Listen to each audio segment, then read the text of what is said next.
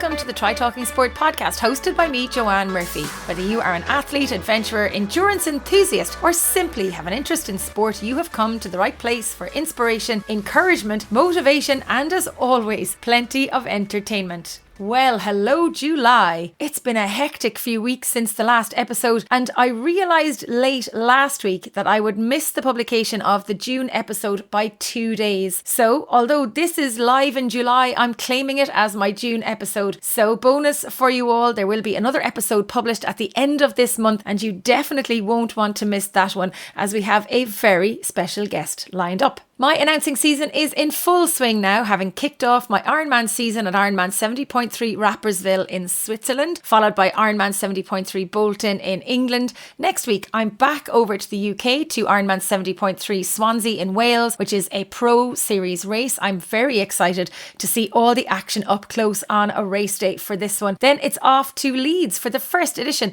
of Ironman Leeds in England. Another hugely exciting day of racing in store in Leeds. I'll also be on shore at Blackrock in Salthill for the finish of the annual Francis Thornton Galway Bay Swim in aid of Cancer Care West this month, and we'll be back in the Phoenix Park for the final race in the BioFreeze race series for the year, the 10-mile race, which is also the National 10-mile Championship. I've managed to actually get a couple of races under my belt too since the last episode, which is such a bonus. I had great fun at the Galway Triathlon Club Tribesman Sprint Triathlon a few weeks ago, and despite a lack of consistent training, I managed to get through the race with the biggest smile on my face, and I genuinely loved every second of it. I did make the conscious decision on race day morning to leave my very competitive head at home and just go out and enjoy the opportunity to take part in a race, and I have to say I really loved the whole experience of being able to put a swim, bike, run together and to cross the line in one piece at a race. And I was pleasantly surprised with my finish time on the day too, much better than I expected.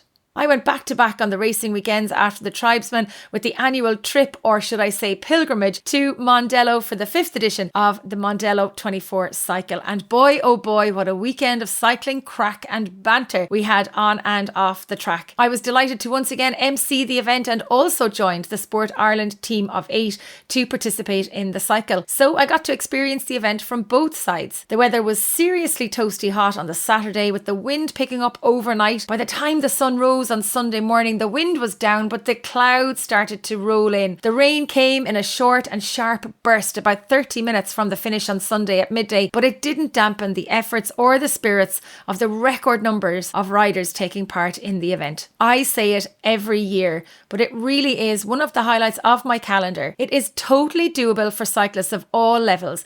Whether you want to chase a podium or a record, or you just want to have a fun sleepover with your friends with some cycling thrown in for fun, then please do be sure to check it out for 2026. I've also recorded a few podcasts about Mondello 24 over the past couple of years, so you can check them out too and see if they whet your appetite for the event. I decided last minute to sign up to Galway Triathlon Club's Aquathon series. The first race took place last night, an 800 metre swim in the River Corrib and a 5k run around Dangan. Unfortunately, my race didn't go to plan with leaky goggles. I pulled the pin early on in the swim, but went out and got the 5k run done nonetheless. Although disappointing to not get the swim done, it was good to feel like I was racing again, and I can tell you the cup of tea at the end was most welcome and the crack was mighty when the racing was done. Hopefully I'll get a few more of these aquathons done over the next couple of weeks. Speaking of midweek fun, have you managed to check out the Feisty Triathlon podcast yet? We are now quite a few episodes into the new show, featuring myself alongside Olympic medalist Katie Zafiris and Feisty content director Kelly O'Mara in the hot seat as hosts. We've had lots of fun recording the episodes, which are released every Friday. Be sure to check them out for our general chit chat and some great interviews too. I hosted an interview with Paula Finlay recently on the show, which was both inspiring and insightful. You can check the show out on all podcast platforms.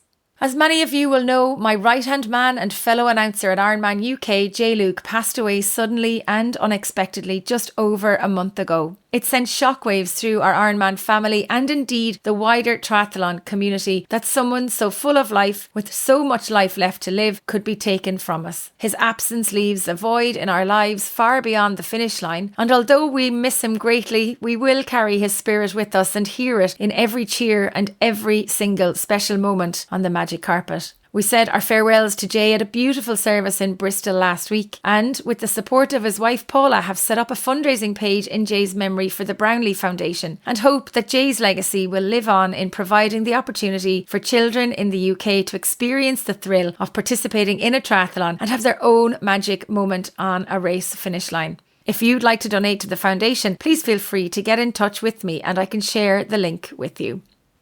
Finally, before we meet this month's guest, a shout out to our friends at Nuasan. I use their products religiously, from the body wash and moisturiser on a daily basis to the CBD muscle gel post training. Please do be sure to check them out online and use the code TTS15 to get 15% discount online at www.nuasan.com. Now let's meet Lizzie Rayner, a British professional triathlete whose journey into elite sport began with a childhood immersed in many sports, from swimming and hockey to cricket and running. She competed in her first triathlon when she was just 12 years of age. And then, inspired by the 2012 London Olympics, she rediscovered her passion for the sport and set her sights on a professional racing career. Lizzie had a breakthrough in 2022 with a surprise win at the Outlaw Half in Nottingham, an achievement that allowed her to secure a professional triathlon licence. Since then, she has raced with and against some of the best middle distance triathletes in the world. In 2024, in just her second season as a professional athlete, she took the tape to win Ironman 70.3 Portugal Cascais in a hugely exciting sprint finish. She went on to race at the Ironman 70.3 World Championship in Taupo, New Zealand last year, rounding out her 2024 with a 16th place finish on the world stage. Already this year, she has finished twice on the podium, with a third place finish at Ironman 70.3 Valencia and a second place finish at Ironman 70.3 Pays d'Aix, steadily building her profile and trophy cabinet with some super results and performances. This episode delves into Lizzie's training routines, fueling strategies, and her goals for the future. Her sporting story to date is a testament to her approach to performance, perseverance, and progress in achieving athletic excellence. Although Lizzie is relatively new to the professional ranks of the sport of triathlon, she is already making her mark and undoubtedly has a bright and podium-filled career ahead in the sport. Now go grab a cuppa and enjoy the show.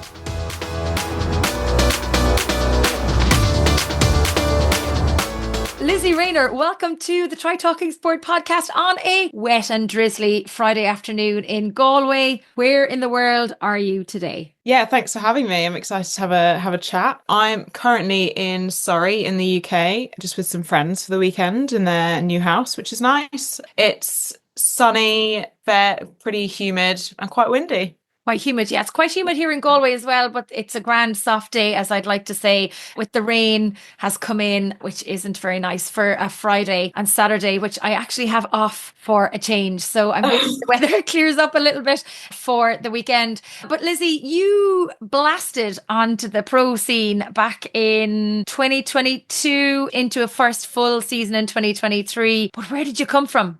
What was your background in sport before you ever got into triathlon?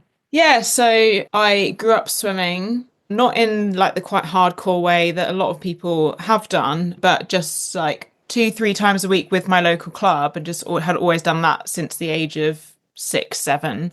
So that was always my staple. And then basically sport wise, just did a bit of everything. Like played quite a lot of hockey. I do like hockey in the winter, cricket in the summer, dabbled in running. Because I was a sporty kid at school, I'd always get picked to do your cross country races, your 800 meters come the track season. Didn't ever love it though. Wasn't besotted by running or anything. My parents did. My mum still runs quite a lot. She's been running for quite a long time, I think. And she can still do like a 50-minute 10K at the age of 60 something.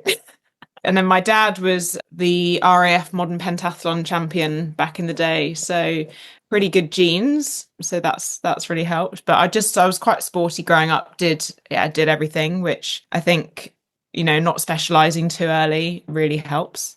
But then, of course, I didn't come really from a short course background like a lot of the girls I race now. I did my first try when I was 12, but then where we live in the country, it's not very well supported.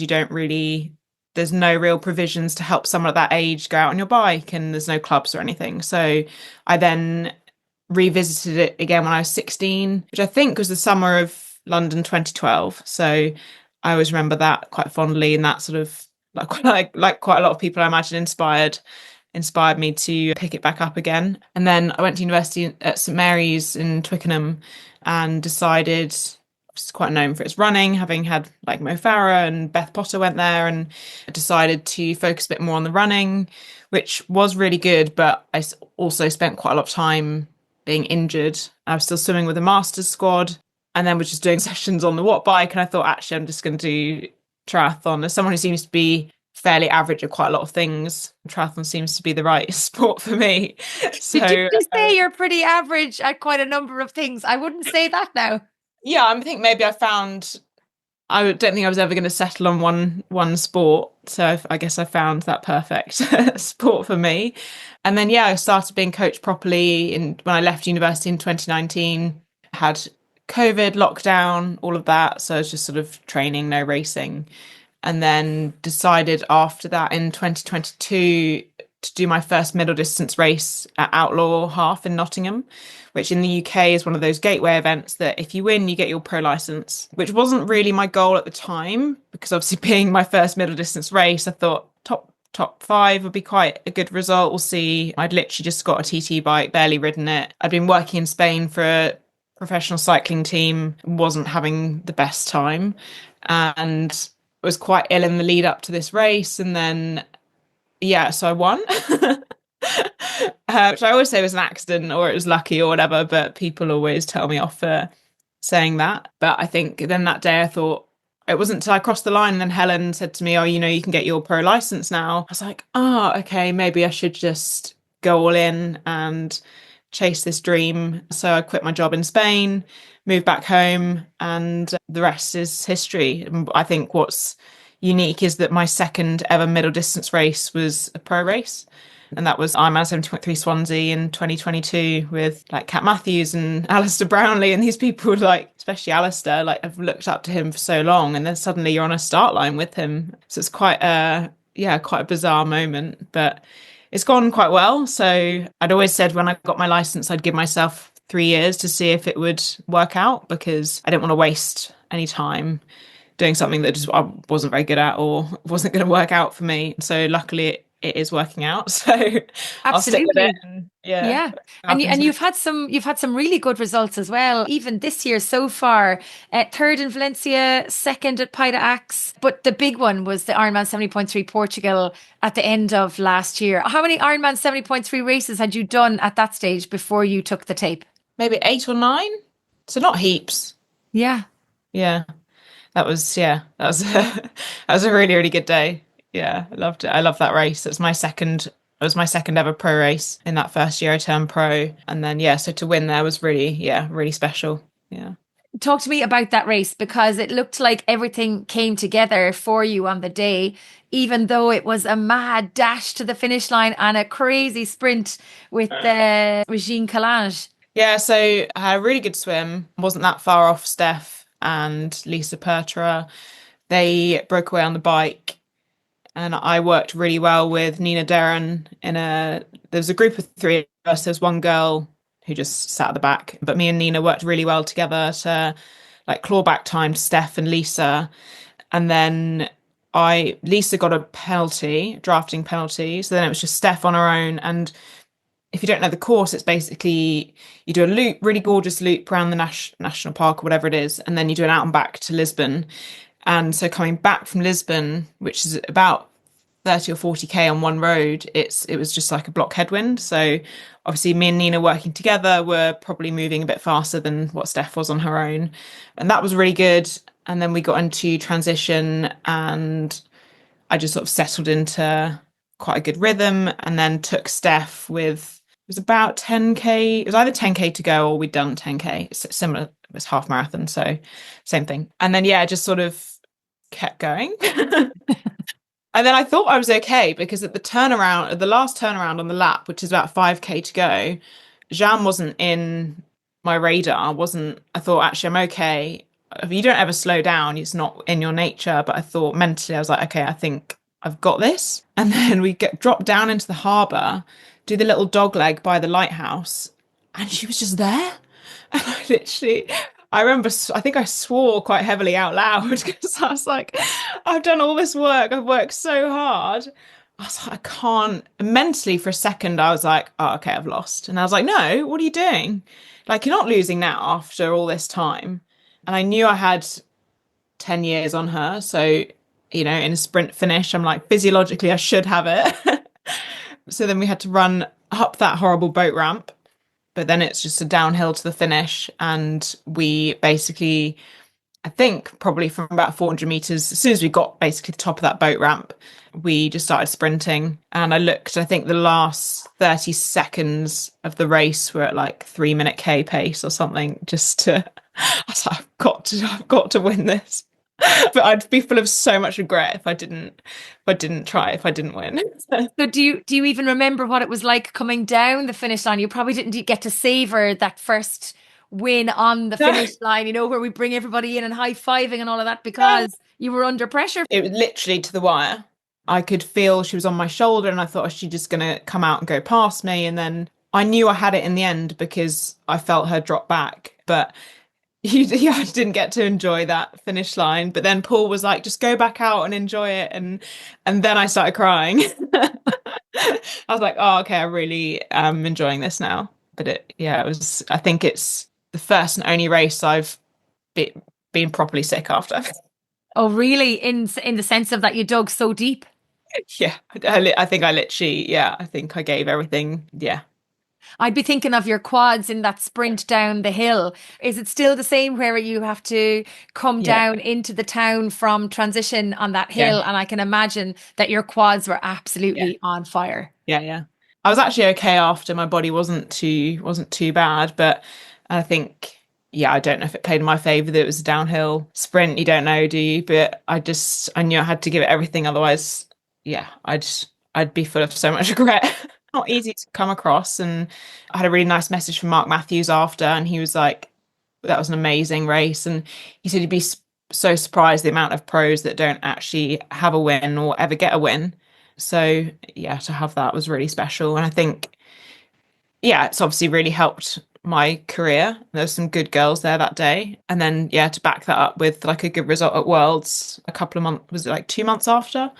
I think set me up really well for this year. So. Yeah, 16th at the Ironman 70.3 World Championships in New Zealand. So you go halfway around the world and still come out with a significant result like that. I mean, that's a really good result with the depth of the field that we had at the World Champs in New Zealand. Yeah, I mean, I was seeded about 48th or something like that. I'd spoken to Mark the day before and we said like top 30 would be a really good result. In my mind, I wanted top 20. So 16th and about 30 seconds off the prize money stung a little bit, but it also only 3 minutes to top 10. So that was, huge confidence. And also just felt really good. Like I had a really good day. So I thought actually, it's made one of my main goals this year is to get a top 10 at Worlds in November with, I think I've got a new bike sponsor, and that alone, because I was riding like a 6-year-old, 7, 8-year-old bike, and I think that alone will make that could be that 3 minutes.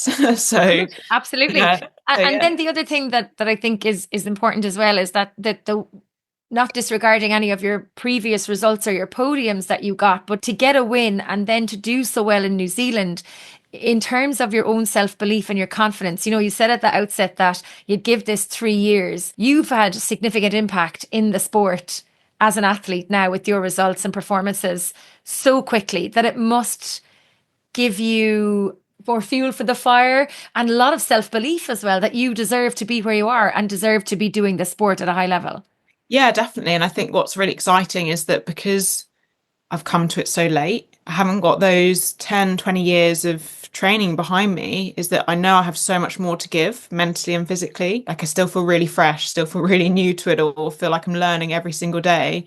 And obviously the relationship I have with Mark, my coach, it's amazing. And it obviously works really well. And like, he's just as excited as I am to like explore what we have left and, have so many more years to do that. But I think, it's because it's a hard thing to do, to put yourself out there and also to work as hard as we do day in, day out, and then for it all to pay off. And it's amazing. And I think I've never been someone with a huge amount of confidence or self-belief. And I think actually that sort of started to I'm like, actually, no, maybe I am quite good at this, and that I do deserve to line up. And it's kind of helped in that races like Axe, for example, I was actually just going to stop worrying about who else turns up and who's on the start list and whether it's a pro series or not. Like it's all about me and it's what I can give on the day, and it doesn't matter what anyone else does as long as I give everything I've got. And I know that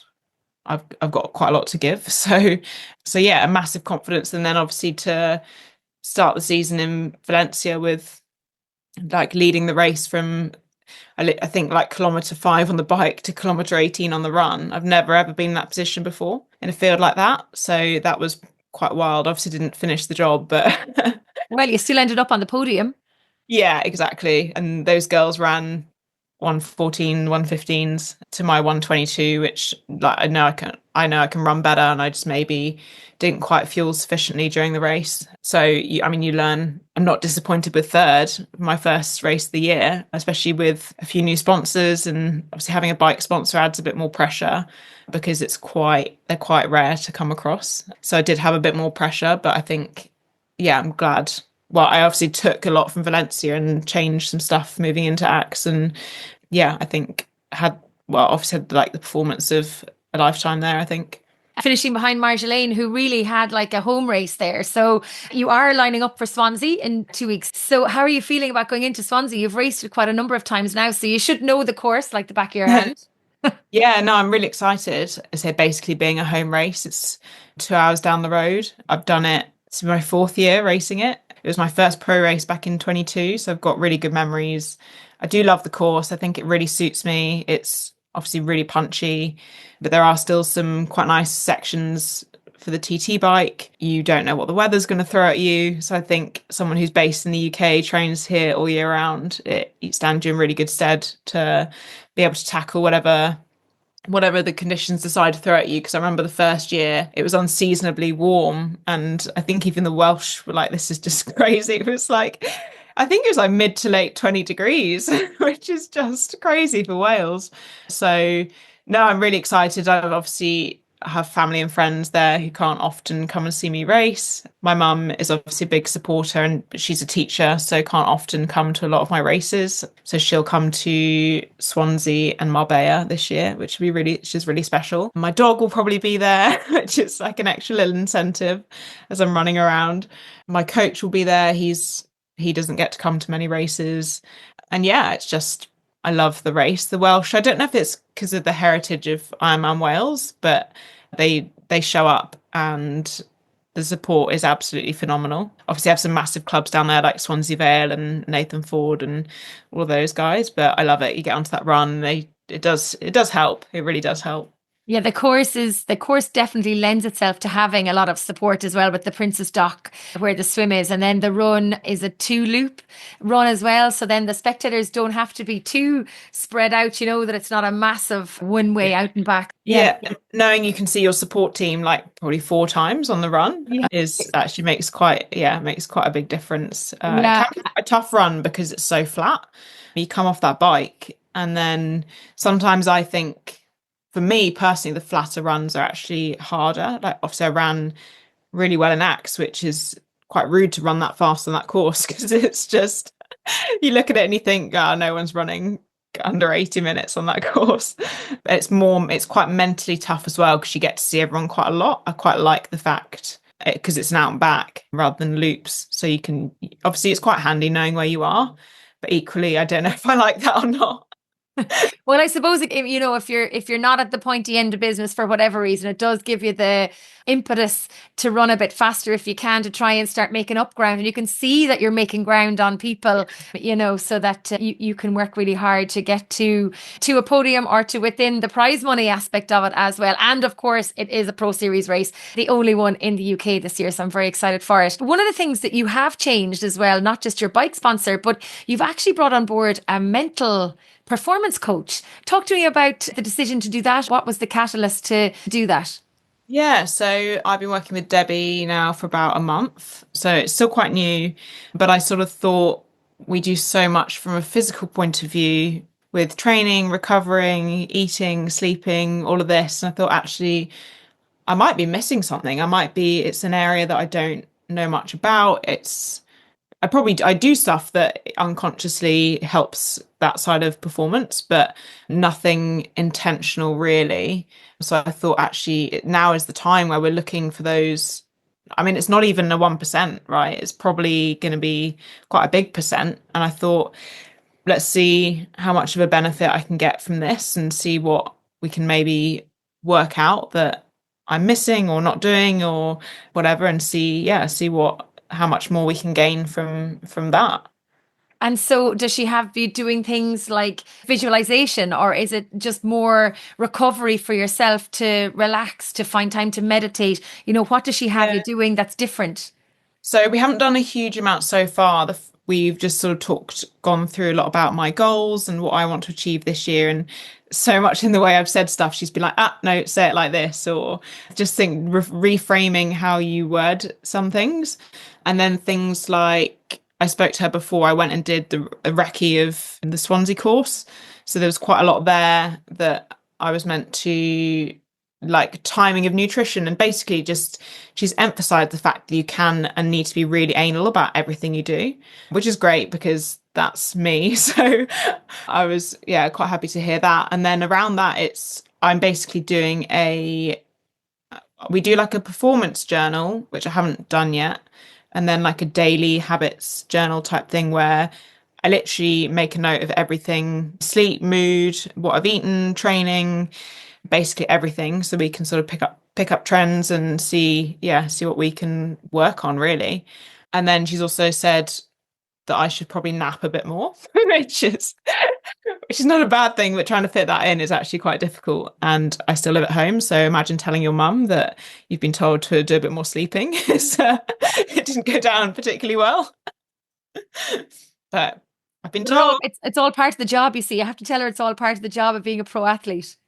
Yeah, I think they're still coming around to that. So So how has your life changed from when you were, taking part in the sport as an age grouper, or, maybe post college? How has your life changed? Has it been completely overhauled, or were you always, conscious of what you ate, conscious of your training, conscious of your lifestyle, I suppose really is the general kind of question. I mean, I feel massively more professional now than I ever have done. I think everything I do now is geared towards performance. But saying that, wasn't like I've had to can partying or anything like that. It's not something that I was big into anyway. But it's being a bit more mindful about your choices and actually spending a day on your feet with, going out with the family is probably not the best decision to make. There's obviously times for that and you can fit that in. It's really important to still keep stuff like that, but it's probably going to impact training tomorrow. If you've got a long run or it's time on feet, it's extra fatigue.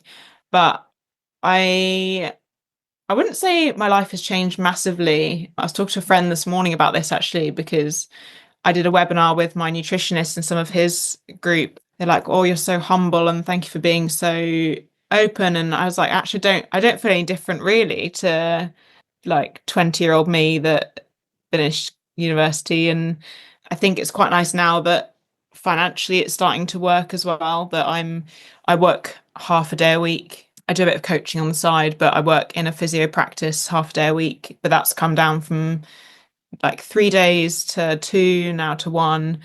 And hopefully something maybe next year I'd like to be able to drop, just to focus on, because it's not a huge amount of time out of my day, but it's time when you could be feet up recovering, you could be preparing your food, Napping. napping. But no, I think nothing's really changed. Like I started working with a nutritionist in 2023, so that was quite a big change. I think just I've always been shocked at the quantity that you actually can and have to eat to get through training. And then the big change for me working with him was how much you have to eat the day before a race. And I thought, wow, I've been so far off the mark with this. And it is uncomfortable and it is a lot, but it's such a gain. So just little things like that, making sure my bases are covered. I've had a strength and conditioning coach for a while now. Just ticking those boxes, I think, and making sure everything you do is like, geared up to making, I don't know, your mind, body, healthy and happy. And yeah. And it's the team that you have around you as well is so important, that even though triathlon, we see it, it's an individual sport, it really isn't. It does take a community to get an athlete to a start line safely and healthily. Yeah, I've got a fantastic team. I've got Mark, my coach, Debbie, this mental performance coach, James, I've got a nutritionist, Jamie's my S&C coach, Sarah's my physio. So I've literally got everyone I could possibly want. And I like Callum, who I go and see for bike fits and all sorts, really does my shoes and everything. Just these little things that are actually really important. And also just having, I could probably talk to every single one of them about absolutely anything in my life and to the depths of whatever. And I think that's really important to have those relationships and know that you've got that. People trust you, but I trust them. I trust them with my life, and I think that's so important because you've got that support, and obviously family as well and friends, which is really important because it is. I do a lot on my own. I'd say 90% of my training in the week is on my own. I do go to the athletics club on a Tuesday night in Bath, which is that's been a big change and that's been amazing. And then on the weekend, I do have like a sort of a main training partner, but he's also racing Swansea, which would be good fun. I think I beat him on the bike in New Zealand by like 4 seconds or something, and he was quite mad. So Has he been doing some sneaky training without you? yeah, he's quite fit actually at the moment. So I think I'll have him on the run. I'm not sure. Oh, I don't know. I don't know. We'll have to keep an eye on him in Swansea as well. Yeah. I'll have to get his bib number and keep an eye on Yeah, I him. do. Yeah, I do. Talking of racing, I did see recently you're doing some stuff with precision around your fueling and the carbohydrates. Will you talk me through some of that as well? Because you've gone from taking in a certain amount of carbohydrate to really ramping it up during racing. So how has that worked out for you? Obviously really good at the results that you're getting, but how have you managed to increase that carbohydrate intake? So we'd always had this plan and these figures and based off carbs per kilo body weight that James, my nutritionist, had mapped out and everything. So I've always been taking with me the amount that I need, but I've never actually succeeded in taking it all for whatever reason. So there's some races where I take a bit more than others. And after every race, Precision are really good.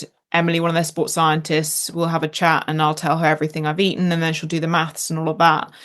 So I've always had the intention of taking on as much as I've taken with me, which I've obviously built up over the years. You just train yourself. Obviously, having product from Precision is really helpful with that. And knowing that you can train with your race fuel is obviously really important. And then, so in Valencia, I think what happened was that I really struggled with the amount I ate the day before.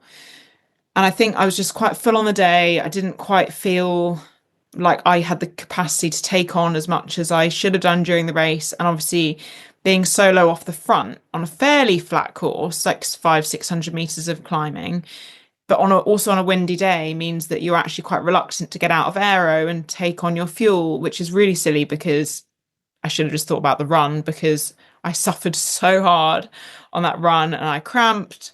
And when I got my bottles off my bike at the end of the day, my electrolytes I have at the back. So obviously you need to sit up to be able to grab that, which I hardly did because it was such a windy day and I was on my own. So no protection by working with someone else. And I drank a quarter of that bottle. And then my carbs on the front, I'd probably had half of that. And then I'd had also 3 gels when I was meant to take like 4 plus the entire litre bottle of Precision on the front and the back. So I think it worked out and so of course I cramped quite horribly in T2 naturally because I'd hardly taken any electrolytes. I think it worked out about 70 grams an hour, which is obviously not very professional at all. And so then I knew in France, being how challenging that run and that bike course was, I thought I've just got to be on it. I was quite intimidated by the run course. So I thought I've just got, regardless of what happens, I have to. And knowing it was a hillier course, that you'd be sat up a little bit more, so you could reach that back bottle and actually more chance to take on more nutrition. It was the first time I've ever had 100% of what I've taken with me, plus a salt tablet on the bike to make sure I didn't cramp on the run, and the entire gel that I took with me on the run, which I often don't get through. So that ended up being about 105 grams an hour versus the 70 I had in Valencia. I felt really good all day. My energy levels were really good. So I think that was a huge factor in the performance that day. And I think the other thing I changed was I rang my nutritionist, James, and I said, could we condense my carb loading plan the day before into more liquids, so I'm not actually eating as much, I don't feel as full. I was so bloated before Valencia, I just felt quite uncomfortable, and I don't think that really disappeared on race day.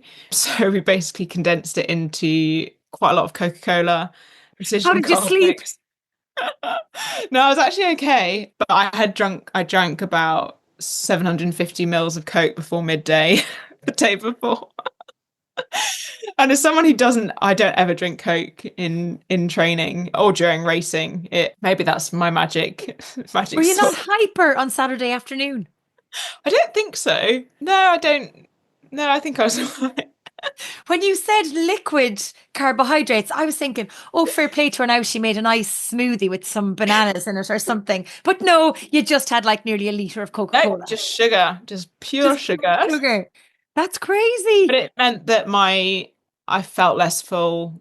I and that yeah, it just meant on race day that I think I had the capacity, like mentally and physically, to actually take on a bit more. Because as much as you think I need to take all of this, it is really hard when you're racing. I know it's silly to say I didn't feel like taking it because you just have to, but it's so hard to force it down when you're just not, you just don't want it. So are you But going to be stocking up on the Coca-Cola before Swansea? I'll have a bottle on the finish line for you. Maybe it's too late at that stage. yeah, no, I won't be touching it after I'm done. But Oh, quite wow. funny that it clearly works. So I need to just obviously replicate that in Swansea, the carb loading and then the fueling during the race, and see if that's really what, made the difference. The Axe was, yeah, it was a really, really hard race. So we'll see. Yeah, we'll see if that was actually the magic.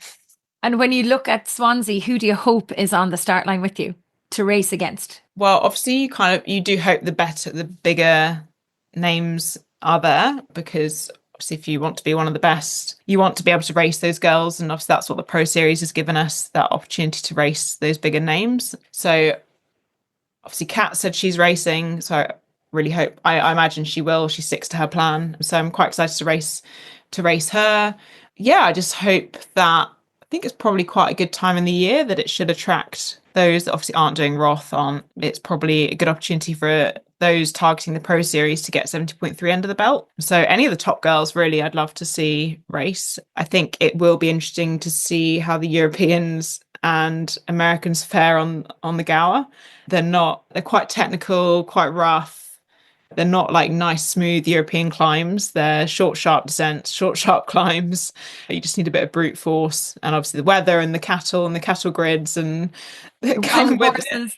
it. Yeah. So no, I think it'll be a good day. Yeah, we'll see. I sort of want to do what I did in Valencia and just have quite as strong a ride as possible to get a bit of a buffer on anyone that could potentially, because you have girls now running 115, which is pretty scary. Obviously Kat did that in New Zealand as well. So yeah, I'm not at that stage yet. I'd hope in Swansea I can do 119 something again, which I'd like to think would be, I'd obviously would love a podium.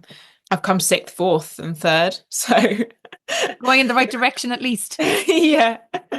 Yeah. So yeah, just excited to see who turns up. I feel like we'd probably find out any day. And yeah, 2 weeks Yeah. to go.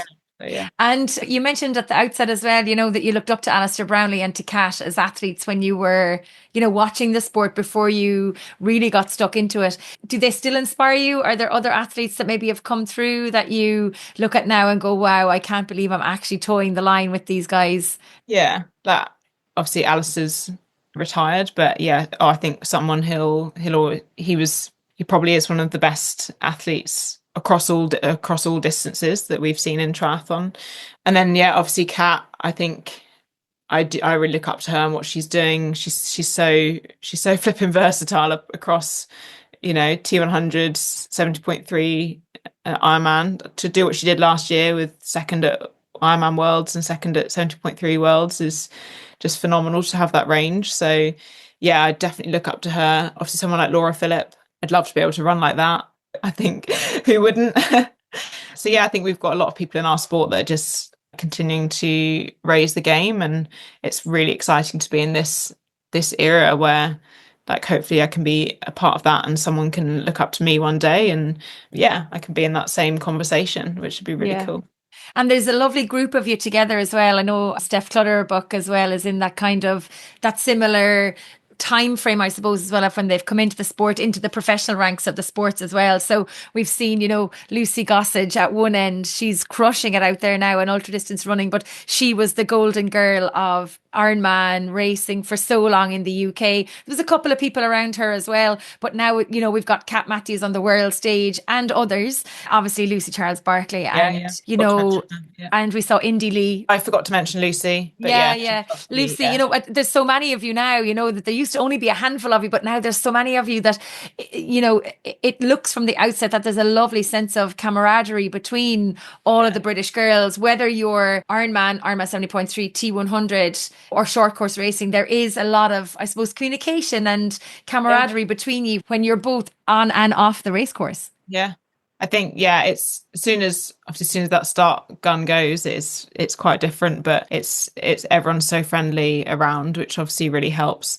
And I think it shows to the depth of talent we have in the UK at the moment, in that I'm ranked 35th in the world, but only 7th in the UK. Like there are 7 girls that are, in that top 30, which from the UK, which is pretty impressive. So yeah, anytime we get to, I feel like because Swansea's a pro series, it could be a bit of a British champs, which would obviously be really cool if we could have the best of British turn up there. I don't know if we will get someone like Lucy. It'd be pretty cool, but obviously she's got T100 to focus on and other bits. So yeah, hopefully we'll get some good British talent show up and give everyone a good show. Yeah. And in terms of your own results, I mean, you're obviously very proud of the win in Portugal, but is there any other result that you're really, really proud of in how you performed or how you came back or how you navigated the mental aspect of racing to define your result on the day? I do really think that Worlds will stick with me for quite a long time. Being it was my first professional world champs, I'd obviously invested a lot of money and time into going to New Zealand for my first Worlds, only just having had my first career win and some good results before that, but nothing that would really, think you'd be deserving of like a top 20 in the world. And I remember saying to Bex Milnes, like before the start, I was like, Bex, I'm not nervous. I'm like, what's wrong with me? I'm not nervous. But she said, no, it's fine. Like you're excited. That's like a form of nerves, and that you're clearly just prepared and you're ready to go. And I remember feeling, I was so pleased that I wasn't overwhelmed and I didn't have those, I had nerves, but not as I was expecting, being a world championship and you're lining up against like my mum's favorite human, Ash Gentle, and people like that, and Taylor Knibb, and you're like, I don't actually feel out of place, or I do feel like I deserve to be here. And then obviously I made some mistakes during that race, but to be able to finish it off and had a really good run battle with Els Visser, and I think I exceeded not only my expectations, but I think quite a lot of people's. So I think that will stick with me for quite a long time. And obviously it was by far the best venue course that I've ever been to. Hopefully it can return to Taupo in the future. Obviously financially it was a little bit trickier. Marbella is a bit closer, but I think proud of how I was mentally on that day. And obviously I'd come into the race with having had my first pro win, that if we hadn't have had that, don't know what, I'd like to think nothing would be different, but you just don't know, do you? So I think that day I think that'll stay with me for quite a long time, I think. So then the very important question is, how did you celebrate your success in Taupo? So Mark and Kat had this massive Airbnb.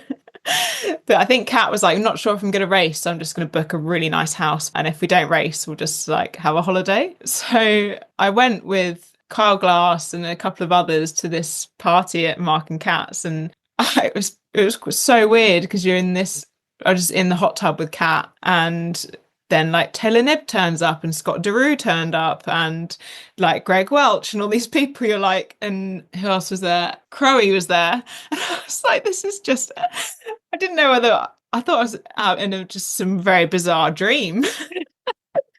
But that was absolutely incredible. And then we obviously had the men's race on the Sunday, which I've never spectated a race before. What? I know.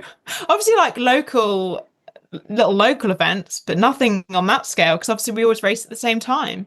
So I'm really grateful we got to race the day before. Obviously none of the boys were out supporting us, which is totally fair. They had to focus on their race. The UV, it was very, very hot. It would have been silly, but I just had the best day supporting like my friends, and my friend Harry, who finished 8th pro male, he didn't have anyone there supporting him. So like to actually be able to be there and give him splits, and that felt, I don't know, I just had like the best day. That felt like a celebration of my result in itself, just getting to enjoy, like had so much fun with like the precision team and all of that. And then rightly or wrongly, 3 days later, I flew home, which was, yeah, it was, I don't know, I think it's hard because it was only 10 days before Christmas, and I was stayed with friends out there, my training partner from home and his fiance. She came with me to France, which was really nice, but they were going on traveling for a month. And so I was sort of on my own at this point, and having spent quite a lot of money to be there and, you know, getting back for Christmas. And so, yeah, I was pretty emotionally, physically, mentally, completely empty. Yeah.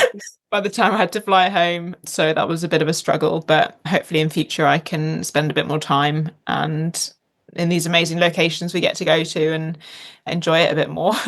And of course, it's Nice for 2026 as well. So not too far to travel. And we know Nice is absolutely beautiful as well. So goals for this year are do really well in Swansea, top 10 in Marbella. And beyond that? Not sure. Haven't really. Not sure about next year or beyond that. I'd sort of, I had 3 goals for this year really, which was, was Pro Series podium. I kind of wanted that to be in Swansea, but I did get it in Axe, which was a bit of a surprise. Obviously, I'd love to get the same in Swansea. A top 10 at Worlds, and then to run under 80 minutes, so we've done 2 out of the 3. So just want to focus on Marbella now, and obviously race as well as I can in between that. It doesn't mean that I can't, but beyond that, I don't know. I won't be stepping up to Ironman anytime soon. I'm enjoying 70.3, and I think now with the level we have over, whether it's 200, 70.3 or Ironman, it's so high that I think you probably have to specialise. And Ironman still really scares me. So I'm going to continue to do the 70.3 and see what happens with that. In terms of other athletes looking at you as a role model and looking at what you've done so far in the sport, especially younger women who are looking to turn pro or even get involved in the sport of triathlon, what advice would you give them?